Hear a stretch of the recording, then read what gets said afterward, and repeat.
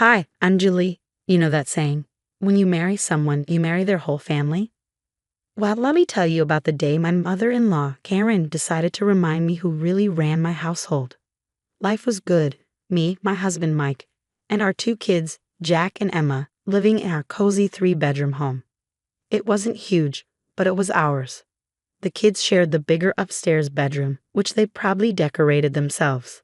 Emma's side adorned with unicorn wallpaper, Jack's with a space theme. For a 10 and 8-year-old, they were getting along surprisingly well. Then came that Sunday dinner. Karen showed up with her daughter Amy trailing behind like a shadow. The first red flag? Karen insisted on cooking instead of ordering our usual pizza. "Oh, sweetie, we need to discuss something as a family," Karen said in that saccharine tone that always made my teeth ache. I should have known. "Amy's having a rough time," she continued, patting Amy's hand like she was a delicate flower. "Third job this year," I muttered under my breath. "She needs a fresh start," Karen went on. "So I told her she could stay here for a while." I nearly choked on my meatloaf. "Here, Karen, we don't have a spare room." "Oh, that's no problem." Karen waved dismissively. "The kids can move to the basement. Amy needs a proper bedroom." The fork slipped from my hand. "Excuse me?" Mike started to say something, but Karen steamrolled him. "Michael, your sister needs help. Family helps family." Before I could fully grasp what was happening, Karen was already marching upstairs. We heard drawers opening and closet doors slamming. By the time I got there, she was tossing Jack's clothes into garbage bags. "Stop, you can't just move my children's things." I snapped. "Julie, don't be difficult," she replied without even looking at me. "The basement is fine. We'll set up dividers for privacy." Mike hovered uselessly in the doorway. "Mom, maybe we should discuss this." "There's nothing to discuss," Karen cut him off. "Amy needs support unless you're suggesting we throw her out on the street." And just like that, my husband deflated like a balloon with a slow leak. That night, Emma cried as her unicorn wallpaper was covered with Amy's vision board full of Pinterest quotes. Jack stood frozen, clutching his favorite space poster. As I lay in bed, listening to my kids trying to adjust to their cramped basement setup, I made a decision. Karen might think she'd won this battle, but she had no idea the war she'd just started. "Mike," I whispered, "you know this isn't right." "It's just temporary," he mumbled, rolling over. "Temporary," I repeated, bitterness coating the word. Like the last 3 times Amy needed temporary help. But this time was different. This time she'd messed with my kids. And nobody messes with my kids. 3 weeks, that's all it took for Amy to completely take over our house. It started with the bedroom, then the upstairs bathroom, then the kitchen. She treated the place like her personal bed and breakfast, with Karen as the overly involved manager. "Julie, Amy needs her protein smoothie before yoga," Karen chirped one morning. I glanced over at Amy lounging on my couch, scrolling her phone, while my kids tiptoed around their own home like unwelcome guests. Jack stopped inviting friends over, not that I blamed him. It's hard to host Nintendo tournaments in a basement that smelled like old gym socks. Emma's grades were slipping too. "I can't sleep," she whispered one morning, dark circles under her eyes. "The furnace growls all night, and the basement's too cold." She hesitated before adding, "Jack keeps crying. But he doesn't want Daddy to know." That's when I started the Karen Chronicles, a detailed log of every incident, complete with evidence. Videos of Amy screaming at the kids for making noise during her meditation. Screenshots of Karen's texts demanding organic groceries for Amy's healing journey. Photos of my children's belongings shoved into corners to make room for Amy's essential oil diffuser collection. The breaking point came when I found Emma's favorite stuffed unicorn in the trash. It was cluttering up the hallway. Amy shrugged, not even looking up from her vision board. "Isn't she too old for toys anyway?" I marched straight to Karen, who was reorganizing my pantry without permission. "This ends now. The kids moved back upstairs today." "Don't be ridiculous," Karen snapped. "Amy needs stability right now." "Stability? What about my children's stability while your 40-year-old daughter plays spiritual guru in their bedroom?" "I'm 32, Amy shrieked from the living room. "Julie," Karen's voice went icy. "I don't like your attitude. Michael and I have already discussed this." "Discussed what?" Mike appeared in the doorway, and for once, his timing was perfect. Mom's been making decisions about our house again, I said, holding up Emma's rescued unicorn. Did you know Amy threw this away? It's just a toy, Karen began, but Mike cut her off. That was Emma's birthday gift from Grandpa Tom before he passed, he said, his voice suddenly firm. Something shifted in Mike's face. Mom, we need to talk about boundaries. Boundaries? Karen gasped as though she never heard the word before. I'm trying to help your sister. I didn't raise you to be so selfish. No, Mike said quietly. You raised me to let you control everything. But this is my family too. My kids matter. Karen's face cycled through several shades of purple before she finally snapped. Well, I never. Amy, pack your things. We're leaving. But my yoga routine. Amy whined. Now.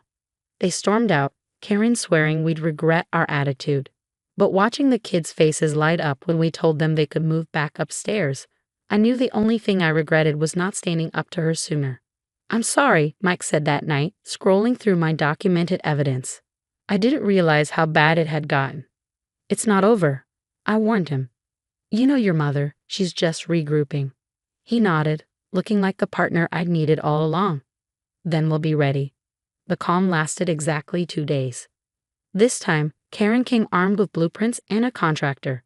Since you're so concerned about space, she announced, waltzing into our kitchen during breakfast, I found the perfect solution. We'll add an in-law suite over the garage. Amy can have her own entrance. Mike choked on his coffee. Mom, we can't afford. Oh, don't worry about money. Karen spread the plans across the table, over our breakfast dishes. I talked to Bob at the bank. You have plenty of equity to refinance. My stomach dropped. I'd seen Karen cornering Mike outside his office the other day. Now I knew why. Actually, I cut in. We've been talking to our financial advisor about the kids' college funds. No extra loans. Karen's eyes narrowed. Education is important, but family comes first. Amy needs to grow up. The new voice made us all jump. Tom, Mike's dad, stood in the doorway looking grimly amused. Karen, you're doing it again. I'd never seen Karen speechless before. It was beautiful. Tom, you can't just walk in, she sputtered. Like you do? He raised an eyebrow. Sit down, Karen.